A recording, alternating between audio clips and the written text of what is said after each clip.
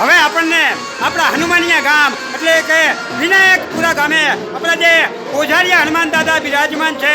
તેમના મિત્રો હવે આપણે અહીંયા દર્શન કરી રહ્યા છીએ. મિત્રો હનુમાન જયંતિ નિમિત્તે એટલે કે ચૈત્ર સુદ પૂનમના આ પવિત્ર દિવસે અહીંયા આપણા આ ઓઝારિયા હનુમાન દાદાનો ખૂબ જ સુંદર અણકોટ પણ પૂરવામાં આવ્યો છે. તો આપણને એ સુંદર અણકોટ સાથેના આપણા આ બોઝારિયા હનુમાન દાદાના મિત્રો દર્શન થઈ રહ્યા છે. મિત્રો આપણા બોઝારિયા હનુમાન દાદાની જો વાત કરવી હોય તો મિત્રો આપણા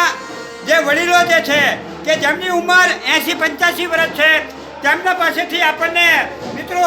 જાણવા મળ્યું છે કે આપણા આ બોઝારિયા હનુમાન દાદાને આપણા બારોટના જે ચોપડા હોય એ ચોપડા પ્રમાણે મિત્રો આપણા બોઝારિયા હનુમાન દાદાને 880 વર્ષ થયા છે.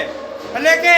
880 વર્ષ જૂના સ્વયંભૂ પ્રગટ આપણા હનુમાન દાદાના મિત્રો આપણને દર્શન થઈ રહ્યા છે.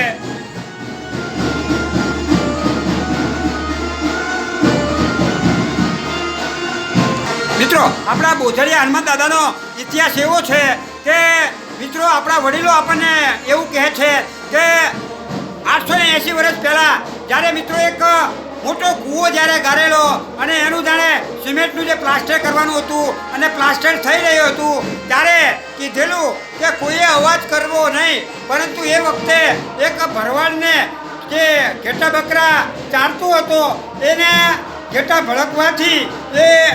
ભરવાડ અવાજ કર્યો, જેના લીધે મિત્રો આપણે આજે જે આપણા હનુમાન દાદા જોઈ રહ્યા છીએ કે ખાલી એમનું મોઢું અને આપણો આ સાથી સુધીનો જે ભાગ છે એટલા હનુમાન દાદા બહાર નીકળ્યા ત્યારે મિત્રો એ ભરવાડના અવાજથી મિત્રો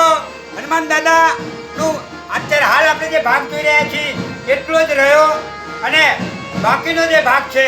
એ બહાર ન નીકળ્યો. તો મિત્રો આ એનો ઇતિહાસ છે અને અત્યારે હાલ આપણે એ સાથી સુધીના આપણા જે હનુમાન દાદા છે જે ફક્ત એમનું મસ્તક જ આપણને દેખાઈ રહ્યું છે એ હનુમાન દાદાના મિત્રો આપણે દર્શન કર્યા. મિત્રો આપણા આ બોઝારિયા હનુમાન દાદાની આ જગ્યા છે.